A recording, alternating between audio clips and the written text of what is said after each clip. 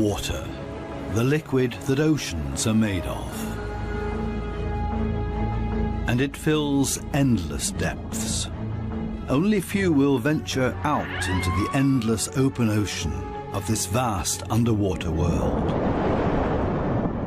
Most of the ocean inhabitants live in the city, as it were, like human societies. Very close together, with friendly neighbors and nasty co-tenants. While dangerous robbers lurk around at the edge of town.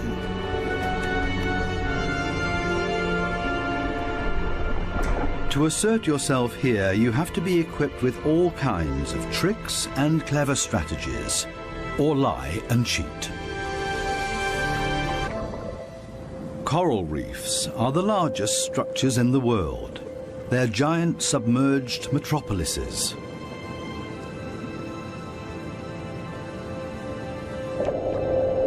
Millions of different inhabitants live in these cities. A universe with coral palaces and soaring towers.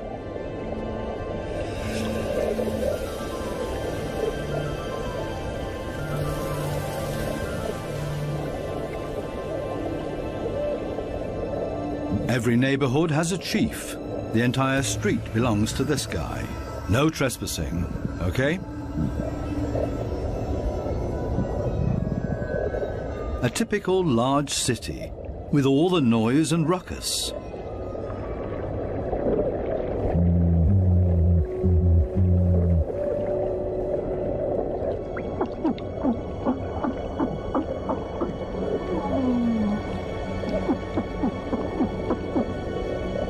Even this little porcupine fish bleats around. It creates this sound with its swim bladder.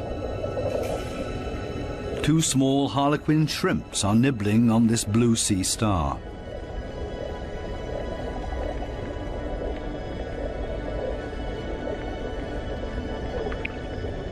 If someone else shows up, he will catch hell.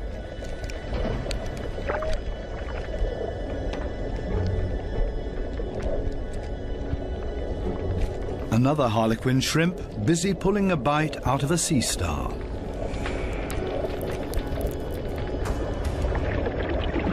Moray eels in disagreement.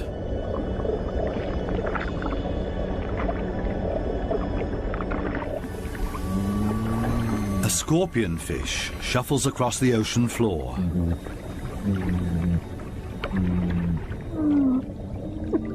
Everything and everybody makes a lot of noise.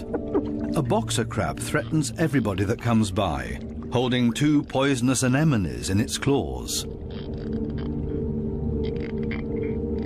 At least the anemone reef looks peaceful. Or does it? The clownfishes are having a huge squabble. Who does this anemone belong to? We can hardly see this fish, but he's easy to hear, a crocodile fish. Does this giant puffer fish hear something?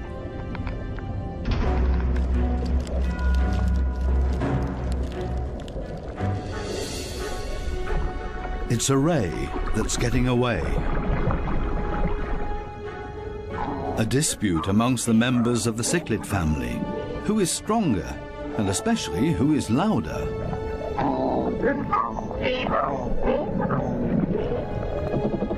Two Walkman fish are noisily trying to woo a female.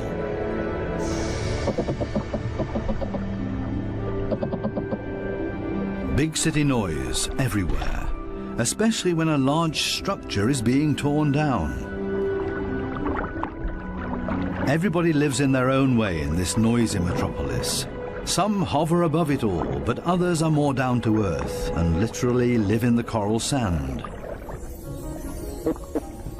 These goat fishes, for example, they plow through the ocean floor and catch smaller animals between their teeth. They use their barbels like a dowser. With them, they can detect even the weakest electric fields that point them towards small prey.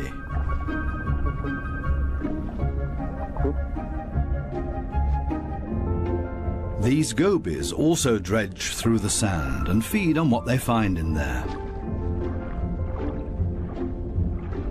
There's another way of finding prey in the sand. This blue-spotted stingray uses its wings like shovels, and there's always a chance of stealing something. While one works, others just stand by and feed on what's left over, maybe a piece of crab or a mussel.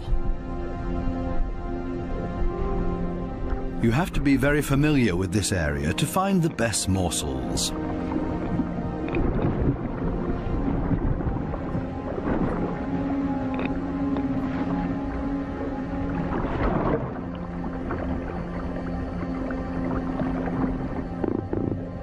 This triggerfish uses a strong stream of water.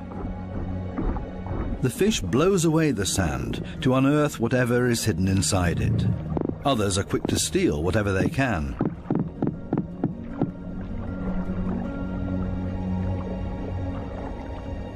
The triggerfish is a commanding fish, and most reef inhabitants are easily intimidated by him, except for these strange visitors that don't seem to show fear. In any case, it's best to cover them up with sand.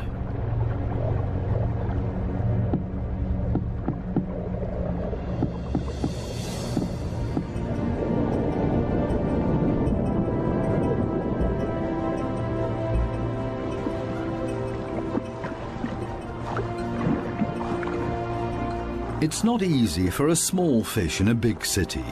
There's always somebody with bad intentions. And you have to be extra careful not to get swallowed, like these moon wrasses, for example.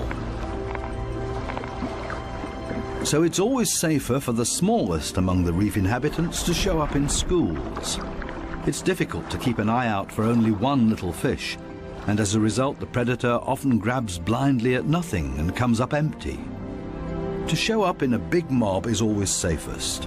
Others are easily distracted at the sight of so much prey all at once. This easygoing giant pufferfish would never have a chance here anyway. Being part of a school of fish is always the best protection from predators.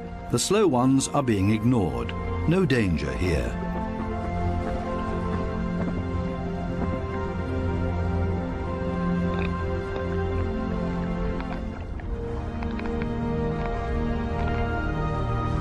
The school distributes the danger. If there are 1,000 fishes, any of them can be the target, and 999 are going to be just fine.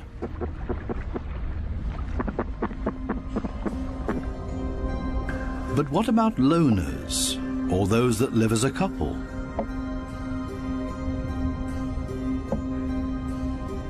Seahorses, for example, camouflage themselves to look like the coral branches they're holding on to.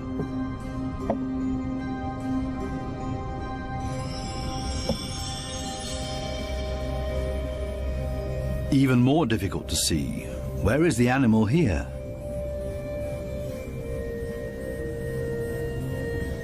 Only the eye betrays this trumpet fish's camouflage.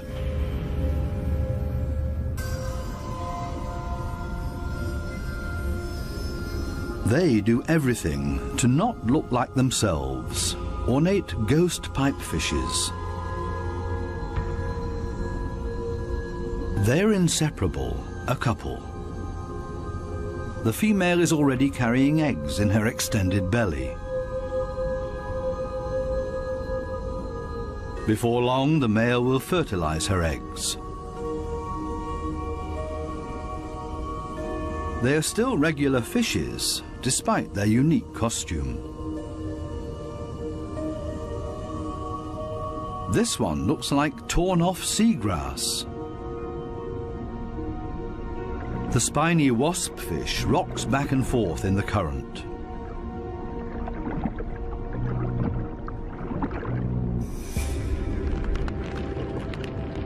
Not a monster, but ingenious camouflage. A spider crab that's decorated its head with a sponge. This will deter any predator.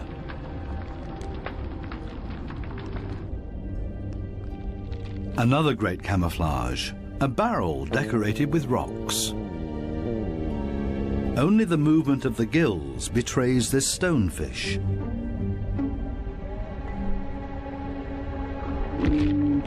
Even a smack with a fin doesn't bother him. The fish knows it will not hurt him. It only shoves him a little further to the side.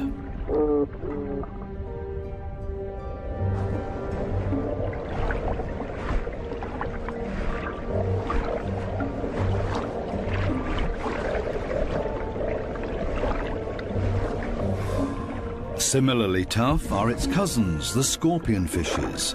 They lie there as if dead, especially when others around them freak out.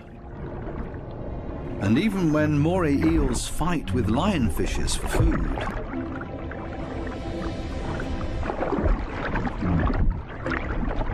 The scorpion fish lies in wait for its chance,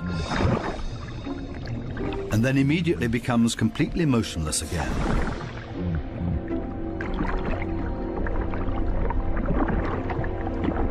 The only difference is that it raises its dorsal fins with the poisonous barbs inside, is completely still but now also armed. This large anglerfish virtually blends into the background tangle of algae and leaves. Right now, the anglerfish is on high alert. It ejects a large cloud in order to throw off predators. It's not the time to feed or catch anything. Its angling rod is lying flat on the fish's back. The white tip at the end of the rod is used to lure prey. The anglerfish feels threatened by something. Finally, it gives up its camouflage and moves further over, using its fins to float. As soon as the fish retracts the fins, it sinks to the ocean floor. Anglerfishes come in all kinds of shapes and sizes. Their trick is ingenious, using the angling rod as a lure. And every curious little fish becomes dinner. Many animals, including ocean inhabitants, communicate with a mixture of sounds and behavior. Everybody has to look out for their own survival in this metropolis of ocean inhabitants. But it seems maybe not quite everybody does it by themselves. The partner goby has come to an agreement with two pistol shrimps. The goby keeps an eye on things while the shrimps keep maintaining their hole. Larger rocks at the entrance are ideal for securing it.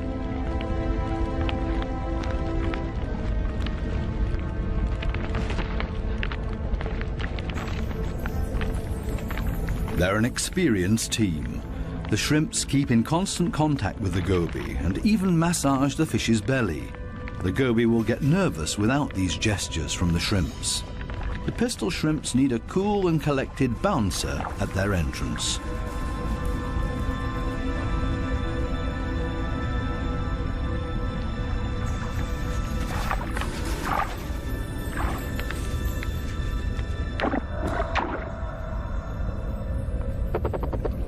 Teamwork. This is where the anemones settle with their poisonous tentacles. Whoever gets caught by those will pay for it dearly or lose their life.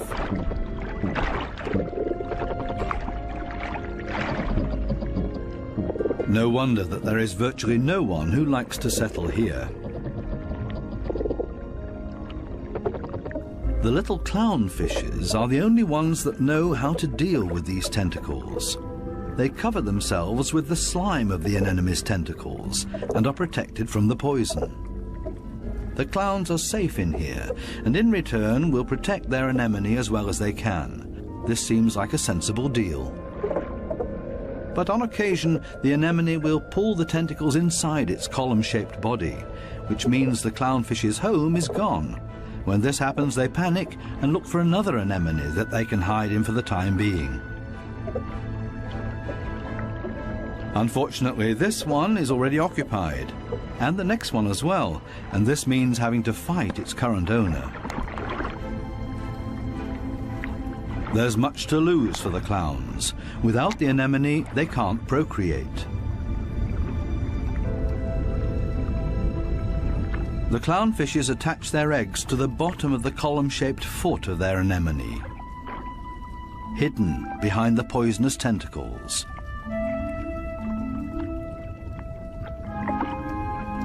Both male and female tend to the eggs. They fan fresh water on them. The eyes of the babies are already clearly visible. The clowns are very protective of their eggs.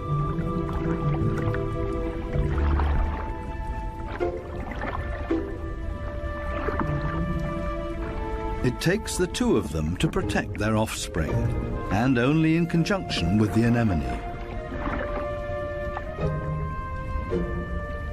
Everybody in the reef has to take special care of their young. If they don't, it means their species will simply die out. So it's not surprising that everybody gives it their best effort.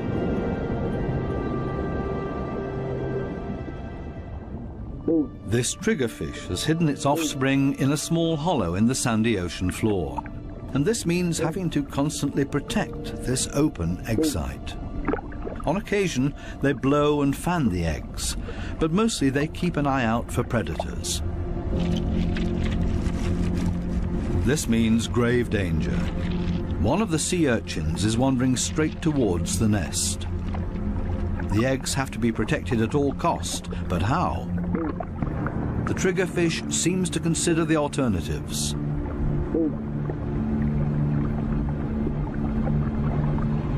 But then it blows and then rams the sea urchin. Again and again until it breaks, the sea urchin's guts spill out into the open. A few more hits for good measure. The danger has been averted. Everything else is easy.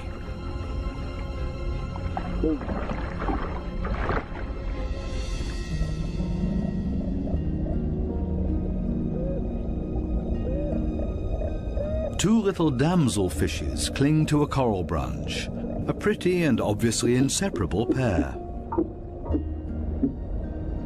They appear to have something important to do. And there it is. The female has been laying eggs and glued them to a coral branch. Over and over again, both of them sweep past the eggs to keep them clean. Two very busy parents in the middle of town. Not far from them, the same kind of damselfish, but this one is feeding on the eggs, not tending to them. This damselfish's priorities have changed.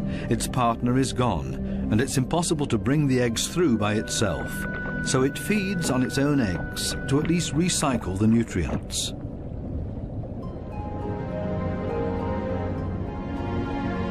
There are many different strategies to give one's offspring a good start. Some are surprisingly easy.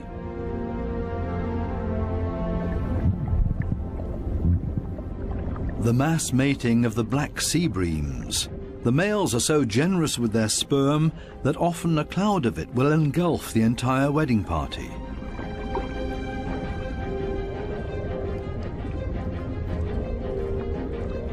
Countless couples and constantly in motion. A predator would have a hard time to find its bearings in this schooling behavior.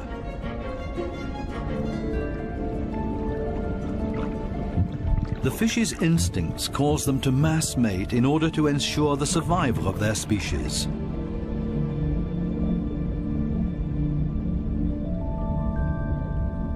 Cardinal fishes have their own clever means of child protection.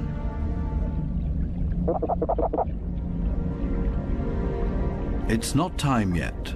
The couple are still flirting and courting with each other, going around and around.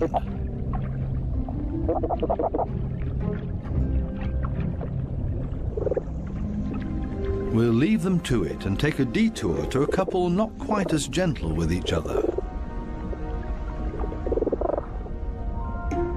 Monkfishes live in groups, and their nests are very close to one another. As a result, all the fishes are alerted to a predator nearing their nests.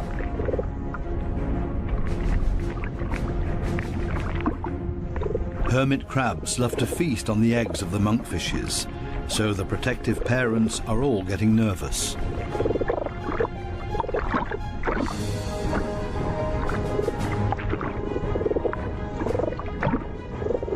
The hermit crab is still far enough away and currently busy with something else. The hermit crab's best defense is its house that it carries around for protection. The patience of the monkfishes is wearing thin.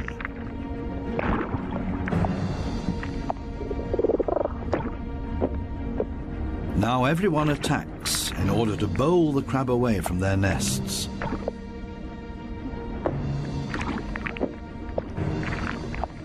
They're clearly telling this hermit crab to take a hike, but they should have stayed with their offspring because there's new danger approaching.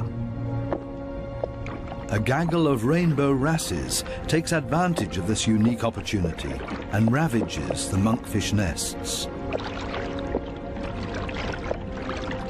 The predators are quick, brutal, and in the majority.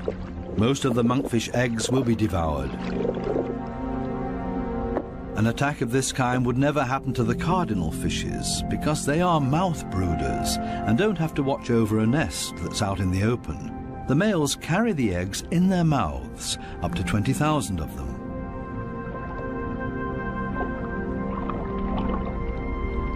A mobile nursery.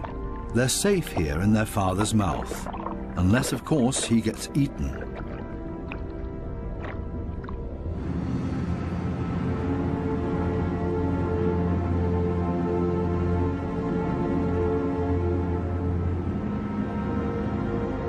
During the night, when it's dark, the danger is greatest.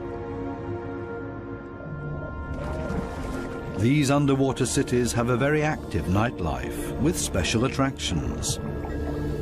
Basket starfishes come out and sit in the current. It's a night-active type of brittle star. With their arms full of tiny little hooks, they filter plankton out of the water to feed.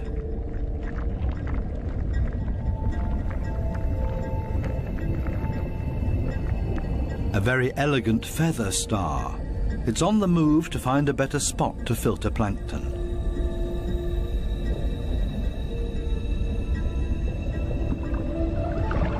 This Spanish dancer is even more graceful and elegant than the brittle stars. It's a type of nudibranch.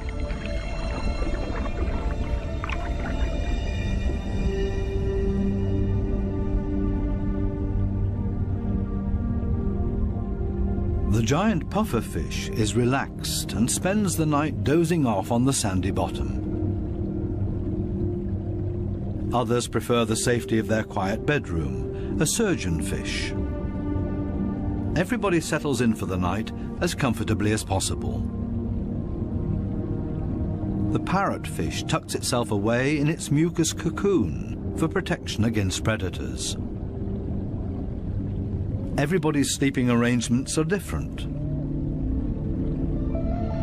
The poor triggerfish has to stand guard by its nest all night long. There's no time to rest.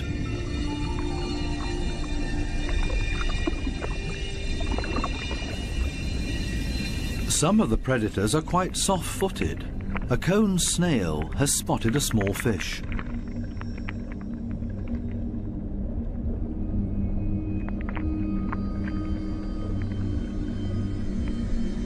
The snail is fast, and the prey disappears in the blink of an eye.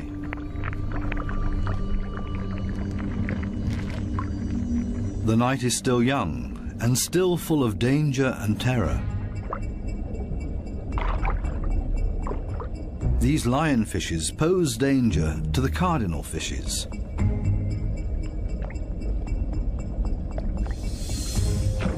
Lionfishes suck in their prey.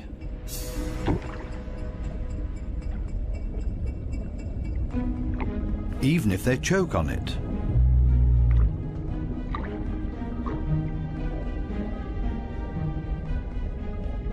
They're hanging around waiting for their chance.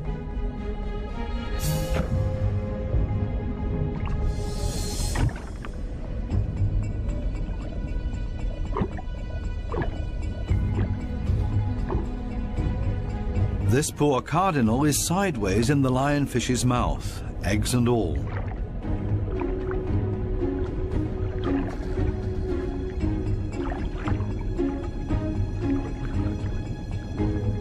Lionfishes aren't the most elegant predators, with all their attachments and frayed fins.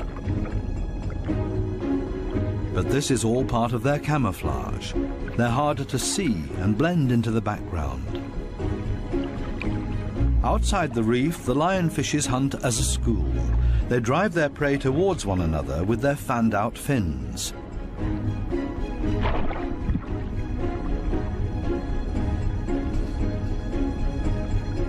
They prefer to attack from above, cornering their prey. This is not a different location, just different light. These special blue lights totally change the appearance of the reef.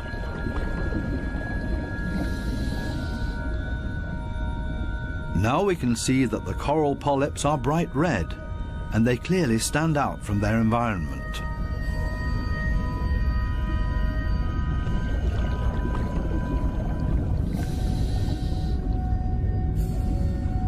A new and fascinating perspective on the communication of many ocean inhabitants. And suddenly an eruption of sorts.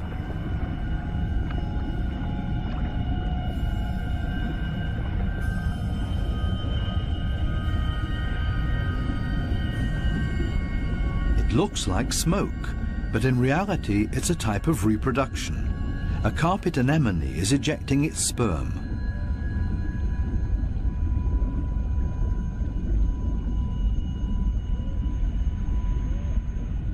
In the blue light, it looks like a dramatic eruption.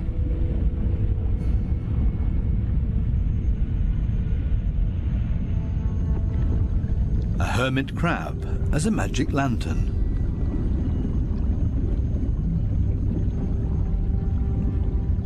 The blue light brings out these colors.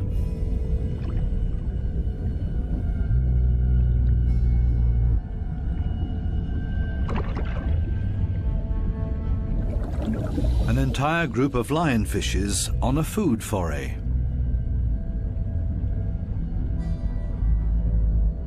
The animals don't seem to know any fear. It seems that they're well aware of the poison they carry in their back spines.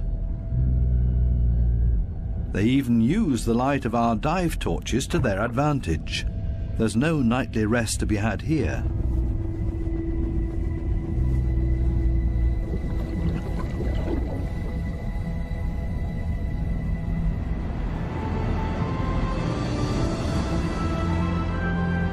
With the first daylight, new life comes into the reef city.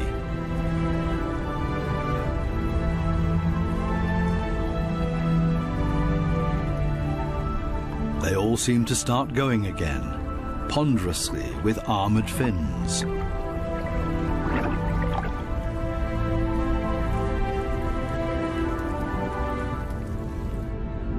As pedestrians, and as light and quiet as possible.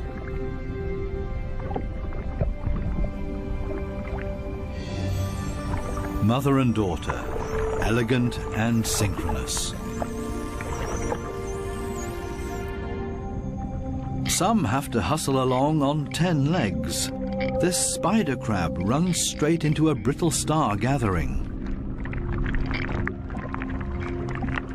A giant smash-up in the early morning.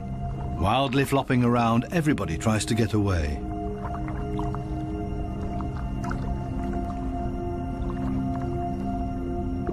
As in every city, there are also shopping opportunities here.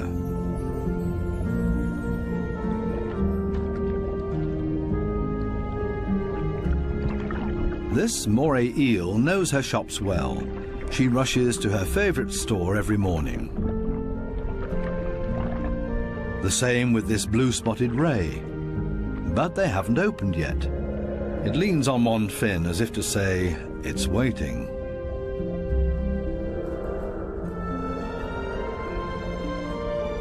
Similar problems in a branch further up. These sweet lips are also waiting to be tended to. Here they come, a little late this morning. The small cleaner wrasses are starting to open their shop and are hungry. They're ready to rid their customers of parasites. This ray is also being served. It likes to have its gills cleaned. This is a barter business. One side gets cleaned, the other fed. A very fair deal. Clownfishes seem to be excluded from this business because they can't leave their anemone.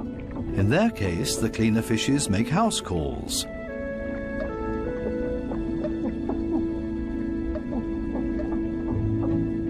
This snake eel is also otherwise engaged, and the cleaner shrimps are also making house calls for him. Finally, it's the moray's turn. It has a lot of nutritious freeloaders on its skin and in its gills.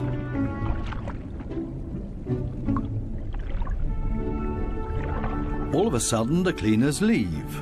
Why?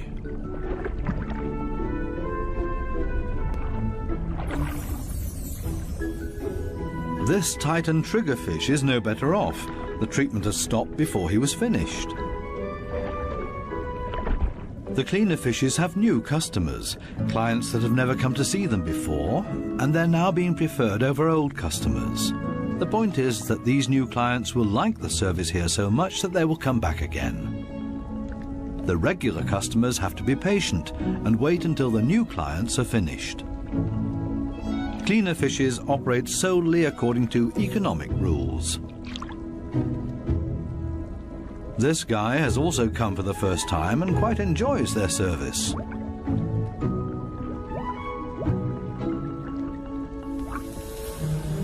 Sometimes it's too much of a good thing, though. This small black-spotted puffer just wants to look around and is not asking for a cleaning at this time. It swims away quickly and clearly annoyed. It's time to go back to the regular customers before they get impatient and leave for good.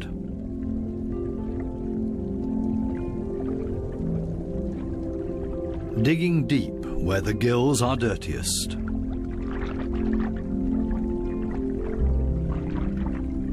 One last time through the mouth, and it's as good as new, and the teeth squeaky clean. Now this male moray can start looking for a suitable female. She is clearly not interested in male visitors. This next dugout also does not look encouraging.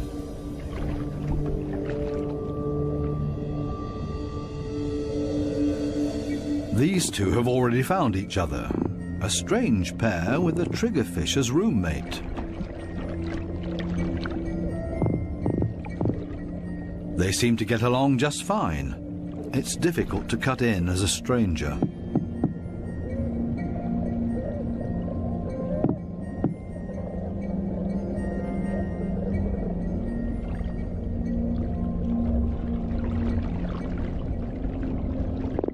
It would also be well advised to stay away from this giant triggerfish.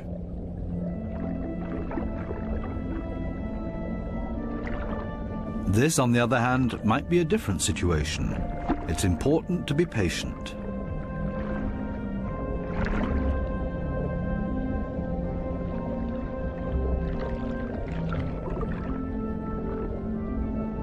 This female moray does not seem to be too reluctant.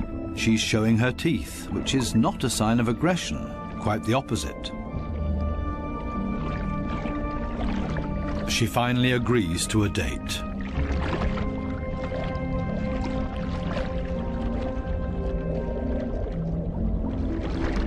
The two of them are getting to know each other.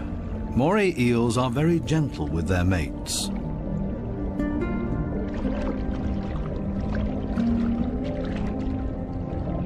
And they're good for another surprise, as partners of a phenomenal hunting party.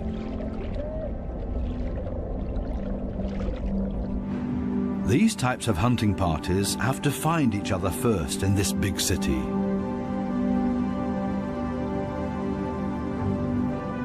The right place for the moray and her partner. The morays cooperate with the groupers. It's not so far-fetched. The grouper hunts in the open and the moray inside the reef. The moray is able to get in between cracks and crevices that the grouper can't get to. Together, they're a strong team. A grouper that's trying to convince this moray to hunt with him. The grouper signals this to the moray by rocking back and forth and shaking for all it's worth. All for nothing. This moray doesn't understand and stays in its cave.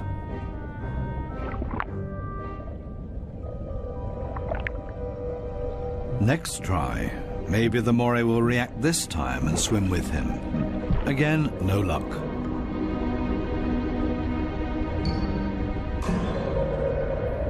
Finally, this moray seems to understand the grouper and is hungry. The grouper tilts its head and the moray accepts his invitation. Together they swim through the reef. The moray prefers to swim between the dark alleyways, and the grouper decides it's safer to stay on the main streets around the reef. This is not the right place. The grouper expected to find scared prey here. The moray takes a break and waits. It's not going to happen this way. Again, another invitation to go.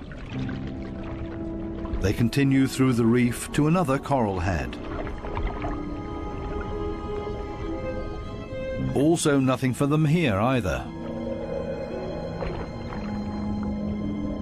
The moray is getting ambitious as well now and initiates a hunt on her own.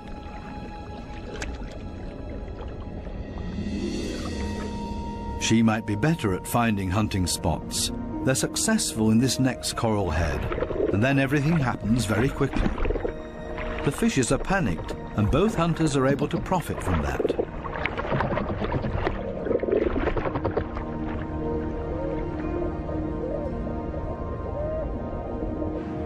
This coral city offers living space for millions. Many hideouts and crevices provide protection for everybody. My home is my castle.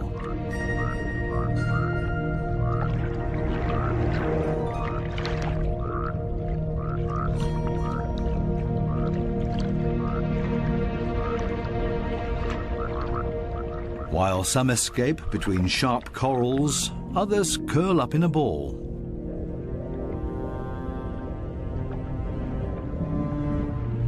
Octopuses don't have bones and are therefore able to change shape. Their homes are usually very tight and space-saving.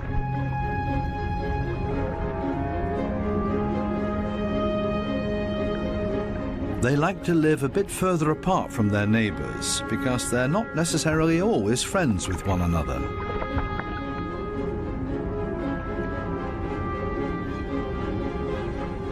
It might be best to put up a wall of stones between them. The ocean offers many hideouts, which is synonymous with survival for many ocean inhabitants.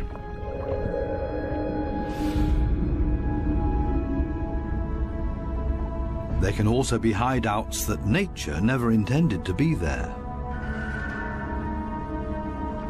such as this giant wreck, 240 feet deep.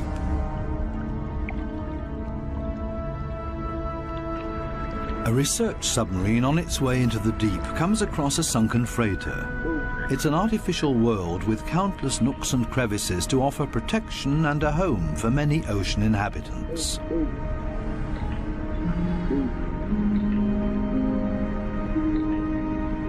The wreck has long been overgrown with all kinds of sea life. The side of the hull has become a living wall made of corals and sponges.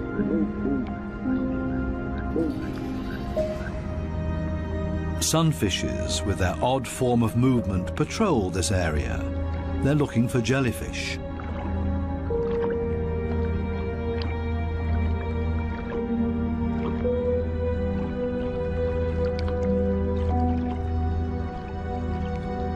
In steerage, where the current is strongest, filter feeders have found a new home, such as these sea fan corals. They feed on the tiny plankton particles, a unit that has grown together made of technical, man-made and organic structures. Even the steel anchor has grown a second skin, made of living beings. It offers these delicate creatures a solid structure to grow on. They have all made a comfortable home in this sunken world. Not even the lights of the stub disturb any of the wreck inhabitants. New life has been created out of the tragedy of this sunken ship, the ingenious, life-renewing cycle of nature. The Morays are sharing a home. They seem to be exceptionally friendly towards one another, even with this conger eel as their neighbour.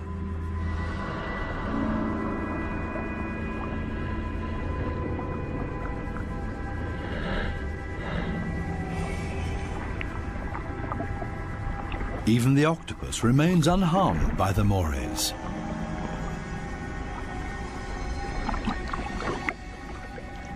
A unique environment made of steel that offers many different opportunities for ocean inhabitants to use it.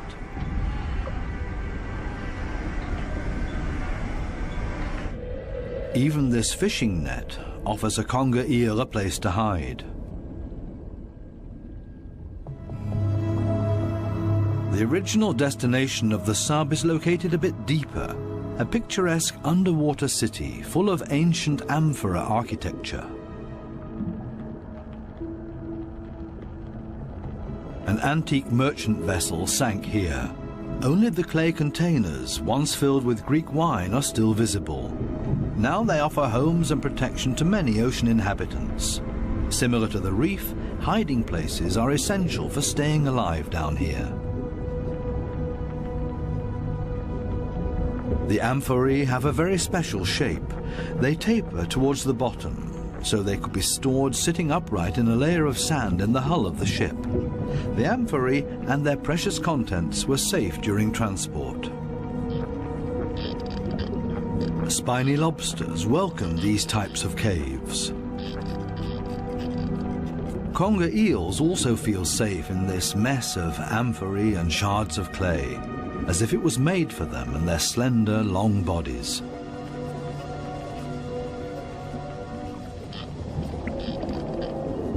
The city of amphorae on the ocean floor provides countless opportunities to observe, disappear, and be unseen.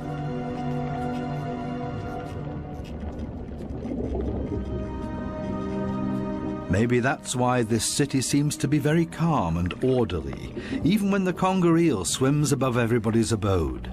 Nobody panics because they only have to withdraw slowly into their homes and are safe. The same goes for this forkbeard.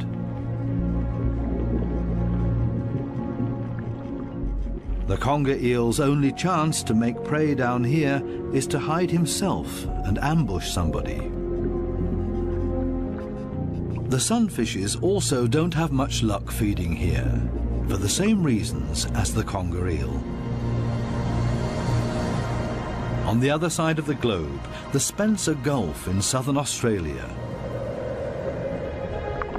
Every year, hundreds of giant cuttlefishes meet up to mate. The rocky seabed offers great holes and caves to hide the eggs.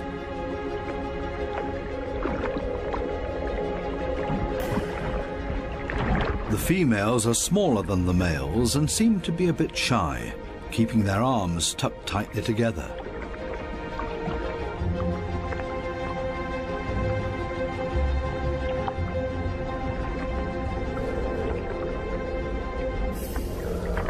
The males, on the other hand, present every bit of themselves openly to impress the females, but also other males that are potential rivals.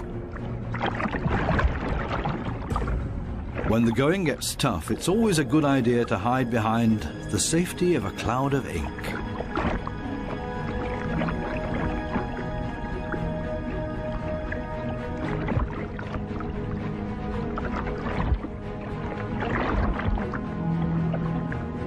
Without much success. Escape in reverse.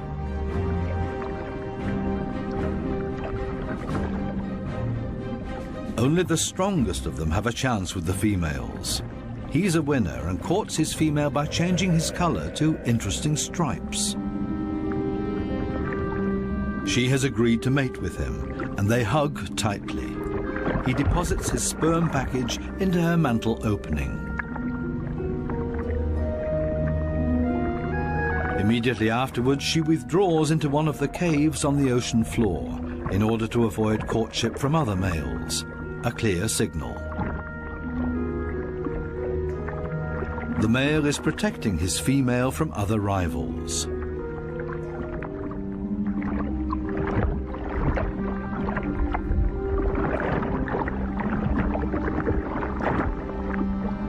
But there's always the unexpected. A so-called sneaker male tries to cut in. This male is much smaller and pretends to be another female by acting like one, very demure and shy.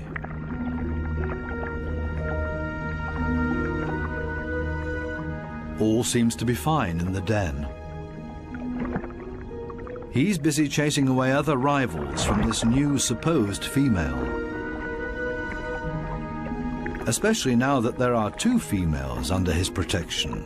It can't hurt.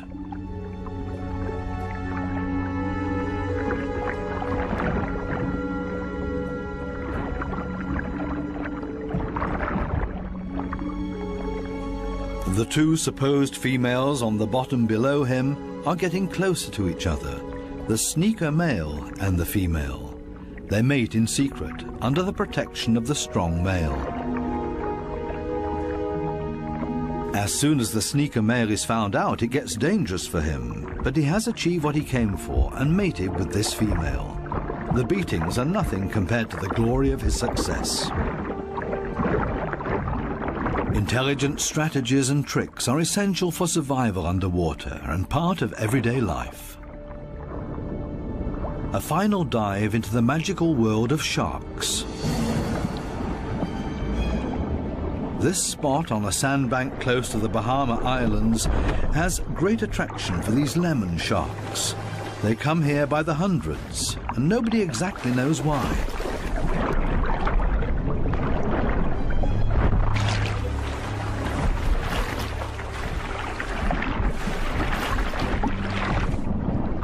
This sandy plateau in the middle of the open ocean is easy for scientists to get to.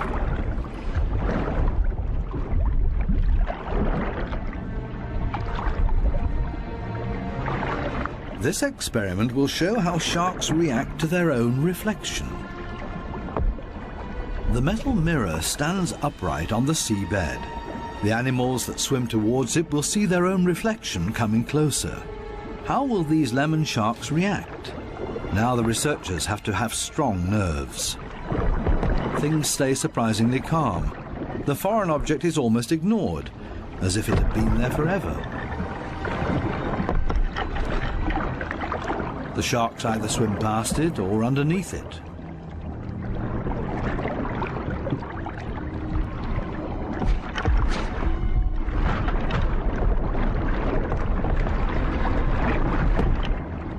The scientists expected a bit more, and soon the sharks lose all interest in the mirror.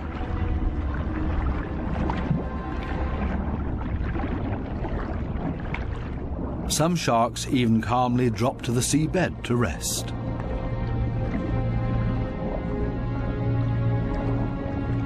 The only ones alarmed by this behavior are the remoras that like to keep moving.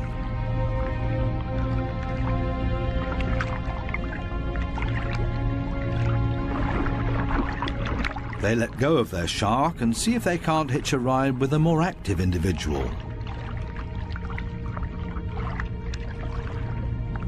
Shark hopping. This one isn't a good choice either, so they continue to yet another one.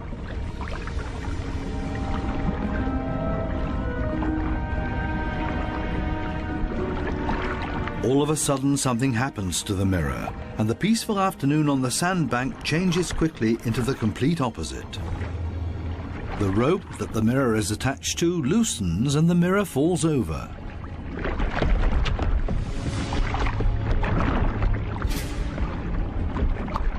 Suddenly, and seemingly out of nowhere, several sharks rush to the mirror and show great interest in it.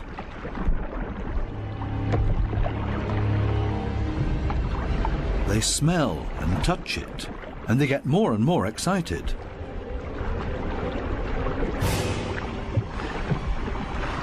What happened all of a sudden? None of the scientists have any idea how to explain this change in behavior. The animals that were calm and collected only a second ago are now completely out of their minds, and the situation quickly escalates into a mass attack on the mirror. Do they mistake their own reflection for an opponent? It's time for the divers to leave because it's not safe anymore. The communication of the ocean inhabitants continues to offer new and exciting insights that we will probably never fully understand.